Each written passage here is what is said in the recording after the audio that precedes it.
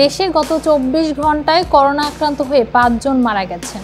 ভাইরাসটি নতুন করে ৩৬ জনের শরীরে শনাক্ত হয়েছে। শনাক্তের হার ৫.৮০%। রোববার স্বাস্থ্য অধিদপ্তর থেকে পাঠানো করোনা বিষয়ক নিয়মিত সংবাদ বিজ্ঞপ্তিতে এসব তথ্য জানানো হয়েছে। বিজ্ঞপ্তিতে বলা হয়, গতকাল শনিবার সকাল ৮টা থেকে আজ রোববার সকাল ৮টা পর্যন্ত ৬২১টি নমুনা পরীক্ষায় ৩৬ জনের করোনা শনাক্ত হয়েছে।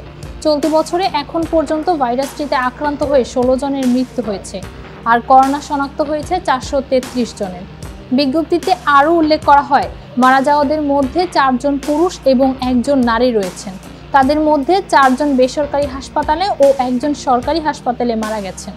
ভাইরাসটিতে এ পর্যন্ত মৃতের সংখ্যা দাঁড়িয়েছে ২৯,৫১৫ জন।